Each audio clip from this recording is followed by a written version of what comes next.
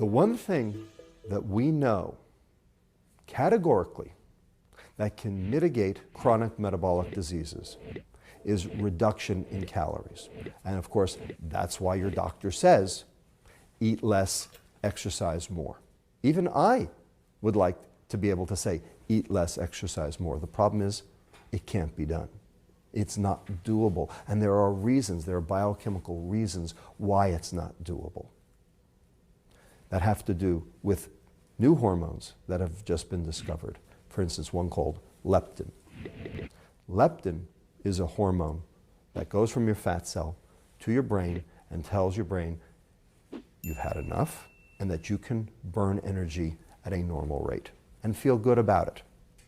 It limits what you eat and it lets you exercise spontaneously because you want to. Obesity, you have high levels of leptin because you have lots of fat, because it comes from the fat cell. But if leptin were doing its job, then you wouldn't be obese. So how do you explain high levels of leptin and still eating too much? Clearly, the leptin is not doing its job. And we call that leptin resistance. And discovering the cause of leptin resistance is the holy grail of obesity research. It is the nugget of truth that we all seek. How come leptin used to work 30 years ago and doesn't work today? That's what it's all about, in a nutshell. And our research has demonstrated some very specific, significant findings. And I can sum it up in one word: insulin. Now, everyone knows insulin. Everyone knows it's the diabetes hormone. Diabetics take shots of insulin to lower their blood sugar. Indeed. So let's take a diabetic off the street, any diabetic. Blood sugar is 300, that's high. We give that diabetic a shot of insulin. Blood sugar goes from 300 down to 100. That's good, right? Blood sugar went down by 200 points. Where'd the 200 points of blood sugar go? They were in the blood, now they're not. They went somewhere. They went to the fat for storage. That's insulin's job. That's not a mistake. That's what it's supposed to do. Insulin shunts sugar to fat. Period. Insulin makes fat. Period. More insulin, more fat. Period. Insulin drives weight gain. And I can explain how this works. Let's take you, nice and thin. You eat 2,000 calories a day, you burn 2,000 calories a day, you feel good. Normal day. Are you going to gain weight, lose weight, or stay the same?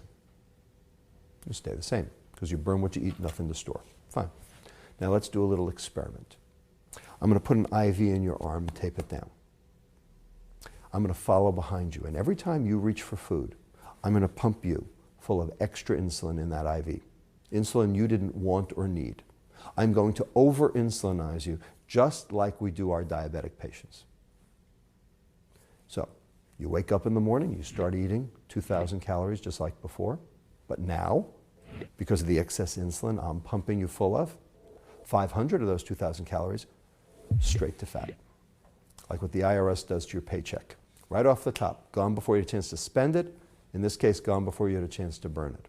You are now 500 calories heavier. If you stood on a scale, you would weigh 1/7 of a pound more, whether you liked it or not, because of what I did to you.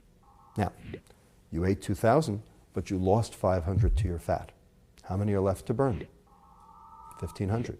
Except for one thing, your body wants to burn 2,000 because that's where it feels good. And how many calories you burn and how good you feel are synonymous. Things that make you want to burn energy, things that increase your energy expenditure, make you feel good, like exercise, caffeine. Things that reduce your energy expenditure make you feel lousy, hypothyroidism, starvation. So how many calories you burn and how good you feel are the same. You only have 1,500 to burn, but your body wants to burn 2,000. So what do we call that? That's called starvation. So how do you feel when you're starved? Crappy, tired, slothy, sit on the couch, don't want to do anything. don't want to exercise, maybe watch TV or play video games. Sound familiar? And of course, hungry. And in a world of free access to food, which we all live in, what are you going to do? Eat back the 500. So now, instead of eating 2,000 calories, now you're eating 2,500. You've increased your food intake to compensate for the effects of the excess insulin. Except, haha, I'm still pumping you full of insulin. 100 of those 500 right off the top, straight to fat. Now you're 600 calories heavier. You're only up to 1,900 to burn. You still don't feel perfect. So you go to a doctor, you go to a nutritionist, you say, Doc, every time I stand on the scale, I weigh more and I don't feel so good. What's going on? Why am I fat? And the doctor looks at you and says, I know why you're fat. You're a glutton and a sloth. You eat too much, you exercise too little, and guess what? He's right, it's true. You are. But it's not because you chose to, it's not because you want to, it's because you have to. It's a biochemical drive set up by the insulin I pumped you full of. So you say, okay, well, that's all well and good. But how does that explain what happened in these 30 years? No one's pumping me full of insulin. Ah, yes, they are. You're not being pumped full of it, you're making it yourself. But you're making it because of the change of the industrial global diet. It comes as part and parcel of that dietary composition. And that's what's driving obesity. So then you say to me, okay, well, if that's what's going on, why isn't my leptin working? Because the work we've done shows that insulin blocks leptin at the brain and makes you hungry. So the higher your insulin goes, the more energy you store and the hungrier you get. And there's your vicious cycle of consumption, weight gain, and disease, all being promoted by excess insulin, which comes from the industrial global diet.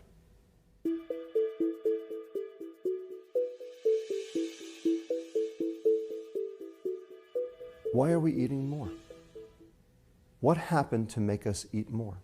We had this exquisite system, very sensitive system called leptin, that allowed us to modulate our total food intake for 50,000 years or more. And then all of a sudden, in 30 years, the thing's broken seemingly beyond repair. How can we eat more than we're supposed to? And the answer lies in understanding the biochemistry of the brain, because clearly those signals are not working. So one signal is the starvation signal, which is clearly not working, and that's leptin. And leptin tells your brain you've had enough and you can burn energy properly. But when you don't get the leptin signal, your brain thinks it's starving. The second way is in the reward system. So there's an area of your brain called the reward center. The scientific name is the nucleus accumbens. And it is the site where dopamine works. Dopamine is a neurotransmitter, and it conveys the feeling of pleasure. And pleasure, for lack of a better word, is good. Except that a lot of pleasure, as it turns out, is not. In the process of going for more pleasure, we have changed our dopamine system. And one of the keys to addiction is the idea that after stimulating that system chronically, again and again and again, and it takes 3 weeks to do this, what happens is that the receptors for the dopamine signal now downregulate. Now there are fewer of them. We know that the brains of people with obesity do respond differently to food.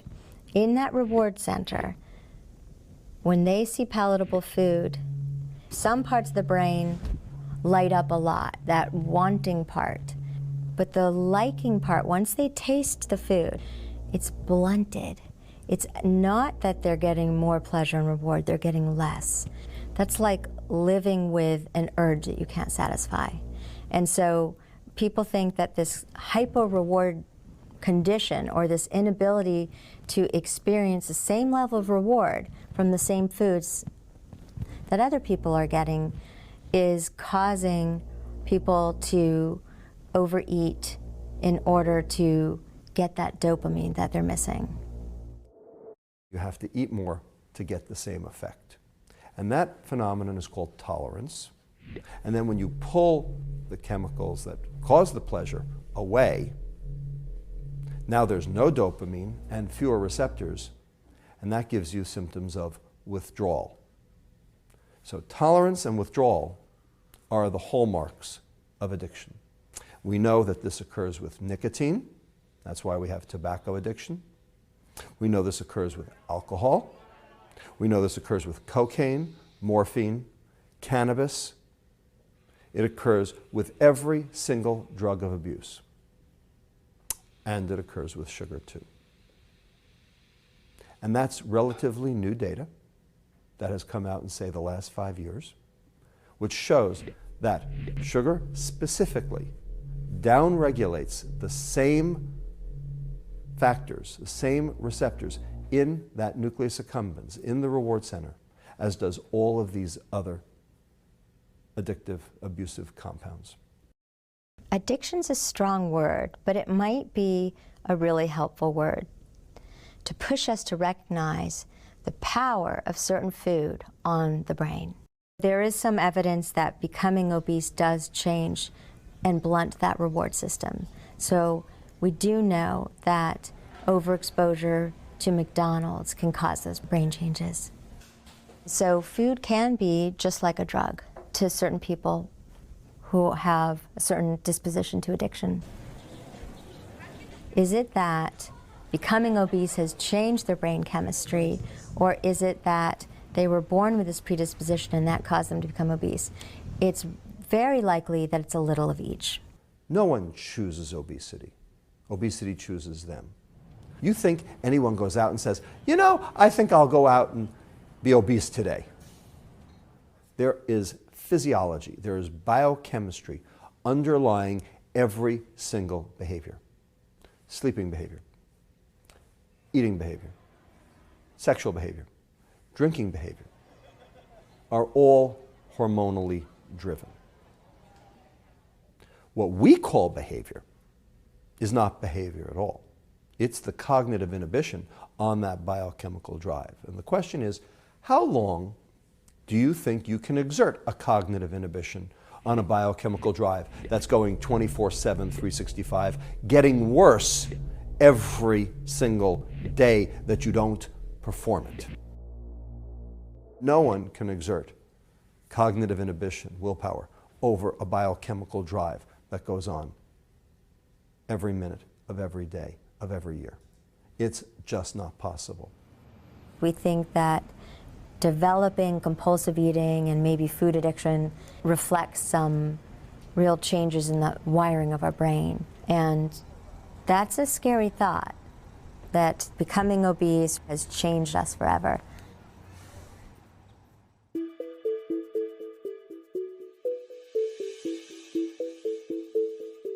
Here we have this epidemic of obese 6-month-olds. And everyone's saying, how is it possible? How can that be? They don't diet and exercise. They just get fed formula or breast milk and they're obese. How is that possible? Well, it's very possible. Number one, you lay down your fat before you're born. And what determines how much fat you lay down? The baby's insulin before they're born. The more insulin, the more fat. And what determines that baby's insulin? The mother's diet. We need to focus on prevention. When does prevention start? In little kids? In kindergarten? No, it's even earlier. Is it about breastfeeding versus giving them the bottle? That's even too late to start there. It starts in the womb. And it starts actually even before conception in the woman's health. And so young women are shaping the future generation's health. They're the gatekeepers. And so we should be putting a lot more effort into promoting a healthy generation of women, because they are absolutely shaping the next generation, and whether they're coming out all set up for obesity. We know that birth weights have been going up over the last 25 years worldwide. And we know that mothers' weight gain during pregnancy, which has also been going up, translates into babies' adiposity, babies' fat stores. So fat cells like to get filled. As soon as they're out, they're hungry. And we see these kids calling for food at age 2 months, 3 months, and the parents don't know where this came from. And it's because they were programmed to do so. So what happens to a child who had an obese mom? They might have come out of the womb small for their age or low birth weight, but very soon after that, we see how their metabolic calibration is set in this world. It's set so that they are absolutely efficient and thrifty with calories. So they may have catch-up growth. They may have a period of rapid growth where all of a sudden they've gone from being small to being plump, and then they're actually at risk for childhood obesity. We used to say if a child was overweight or obese, that didn't necessarily predict that they were going to be an adult that's obese. And now it's starting to track across time. If you have childhood obesity, you're likely to become an obese adult. And if you've had obesity for that long of a duration, you're likely to have early onset of that whole range of obesity-related diseases. So it's a trajectory that starts with these young women. And if we can't help women who are obese and high stress, if we cannot help them, then we are absolutely determining the future of their offspring. When a woman enters pregnancy at a higher weight, either overweight or obese, she's more likely to gain either inadequate weight or excessive weight per the Institute of Medicine guidelines. So if women are gaining excessive weight and they're already at high weights, this is bad for the woman. She's more likely to have a cesarean section. She's more likely to have gestational diabetes, for example. And it puts the fetus at risk, because the fetus then can suffer growth retardation or be born with at a large birth weight. So pregnancy is another period that I think as a society we need to rally around and bolster up women's both mental and physical health, because that is a short little window where we can dramatically influence the outcomes. The other change that I would suggest is that we think about obesity prevention starting with women of childbearing age, women who are not even pregnant yet, because they are shaping health of our future generations. As a girl matures, we know that obesity is influencing younger ages of puberty, and the need to develop and mature and go through her own reproduction will influence hanging on to calories and hanging on to fat. If they are obese, they are already programming the new little ones that are coming to the world to be set up for obesity and early disease. We know that people are dying younger. We've actually seen it now in the data. This last year, 2009 to 2010, we saw a decline in mean lifespan of 3 months. The first time in the history of the world where lifespan started to go down instead of up. So this is the gift that keeps on giving. And this can actually be transmitted from generation to generation. Fixing the diet is not just a question of fixing the diet for children, but fixing the diet for the mother who's pregnant, which means fixing the diet for the mother before she comes pregnant, which means all the way back. In other words, fixing it for everybody. That is a public health intervention.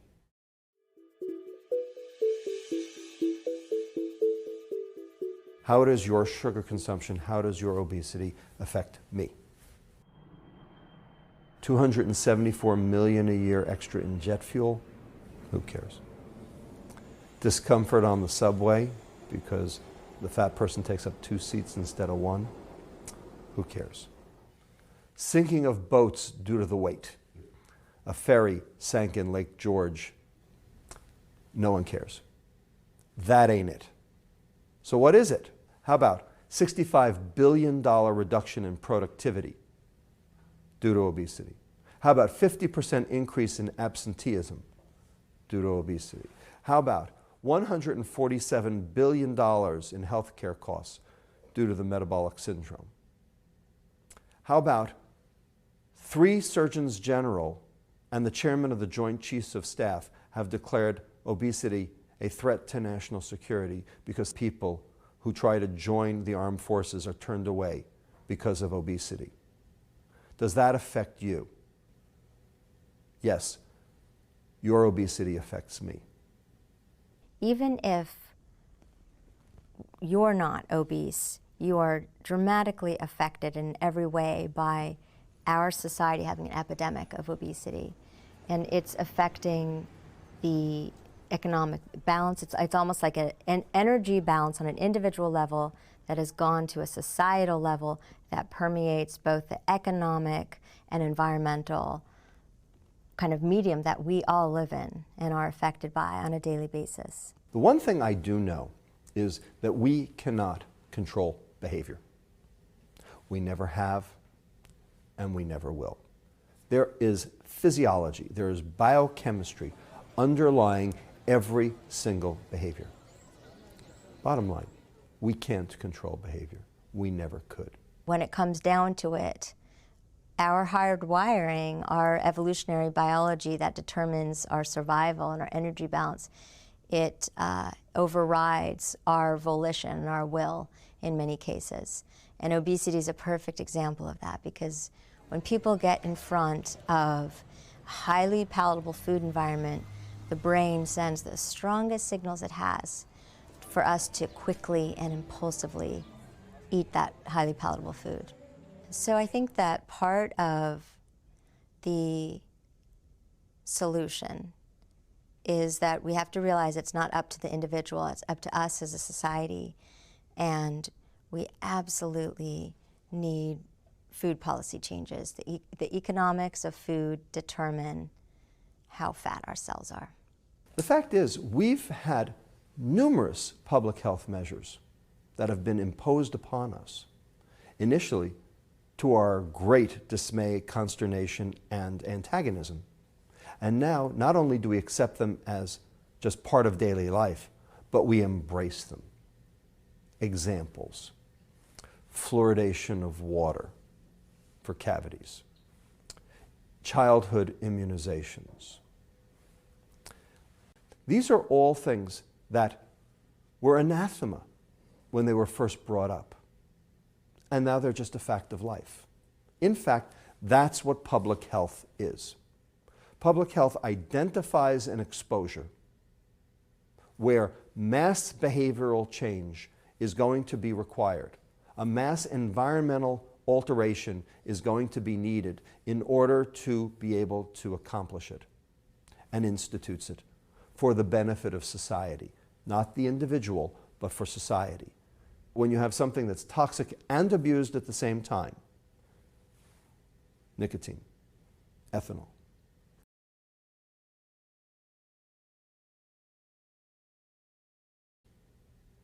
that's when regulation has to kick in. And for sugar, which does all of these things, it's both toxic and abused. It's unavoidable, and it has negative impact on society. For sugar, we have nothing. Sugar-sweetened beverages, whether it's soda or fruit juice that's been sweetened, is absolutely a culprit. I mean, we know that from study after study. They're delicious, and they're 100% discretionary calories. Discretionary calories means they're extra calories. And right now, no one in America really has in their caloric budget any discretionary space. None of us need the extra soda.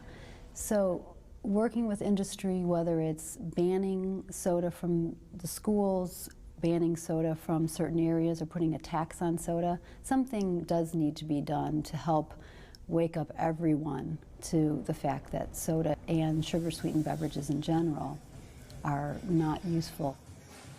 Which is more important, the rights of the individual or the rights of society? And let me tell you, people say, I am trying to scoff on the rights of the individual. Not at all. In fact, I think I'm actually trying to protect them. Here's why. Because currently, in the store, 80% of the food has been laced with sugar. This limits consumer choice. In fact, you can't go into a poor neighborhood in America and get something that's not processed and that is laced with sugar. They don't have availability. Now, whose fault is that? Is that the fault of the poor person? If you have no choice, how can it be personal responsibility? I'm actually trying to reverse that. People say I'm for the nanny state. Far from it. I'm actually trying to reverse the nanny state because the nanny state is already here. We've already been told what to eat by the food industry. And we've gone along with it because it's sweet. We just need to turn the economics of food and agriculture upside down and completely reverse the incentive system so that we're incentivizing healthy food and sustainable farming and taxing the subsidized food, which is killing us. The corn everywhere, the high fructose corn syrup. Public health officials consider regulation when 4 criteria are met. Unavoidability, we've got that. Toxicity, I've explained that. Abuse, I've explained that. And finally, number 4, negative impact on society, what we in public health call externalities. How does your sugar consumption or your obesity affect me? All the criteria for societal intervention are met.